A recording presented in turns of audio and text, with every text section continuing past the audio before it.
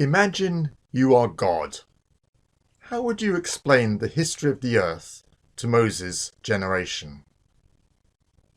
If you wanted to teach someone about the 800-year history of Rome, you could pick a typical day from each century. Could God have chosen this method? When we reread Genesis 1, this interpretation works rather well. The first day that God picked out to illustrate the story of the earth is when the planet was still a swirling mass of dust. An imaginary observer looking up from the surface would have seen nothing, but as the dust thinned, some sunlight finally penetrated that dense cloud, a momentous event for the planet. The second day is much later. Things were now cool enough for some water to become liquid. The atmosphere was still full of water vapour, like a perpetual thick fog that obscured the sun, though light was able to penetrate more than before.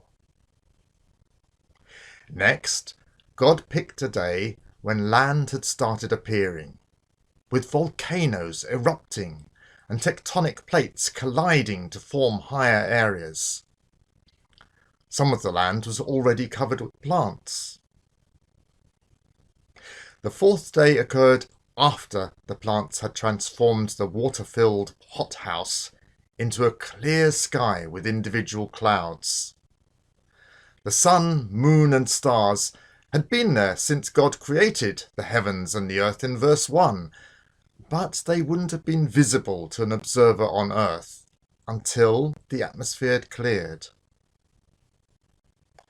For his fifth day, God selected a typical day when animals had become abundant in the sea and air, though there weren't yet any large animals visible on the land. And finally, God chose a day when the big land animals had arrived.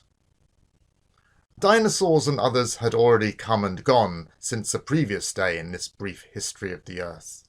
However, this particular day was very special, because the first human was about to arrive on the scene.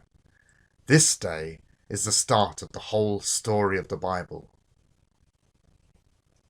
The seventh day is a sample day in the future of this planet, because Jesus said, "My Father is always at his work to this very day."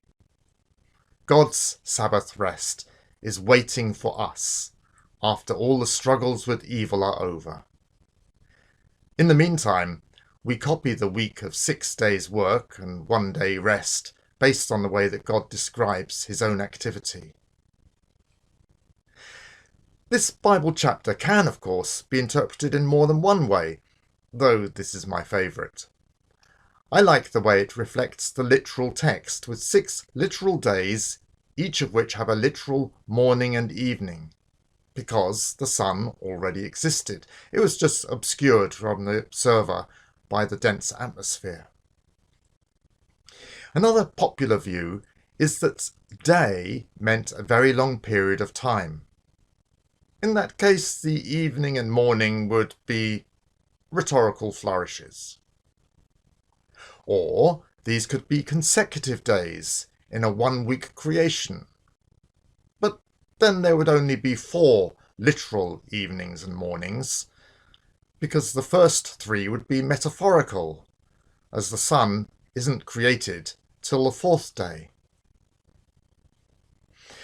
More important than this, however, is the message of the text itself. The creation account presents this living planet as a marvellous tribute to the greatness of God and his love for us, his creation, for which he has a plan and a purpose. The sadness for me is that the debate itself has turned people away from the Bible. I'd prefer to acknowledge that some human interpretations of the Bible may be wrong, and let science inform us while we look at the text again. We can then see that the discoveries of science are a wonderful confirmation of what is recorded in Genesis 1. This would help many people to accept the real message of this chapter, that God created us and loves us. God bless.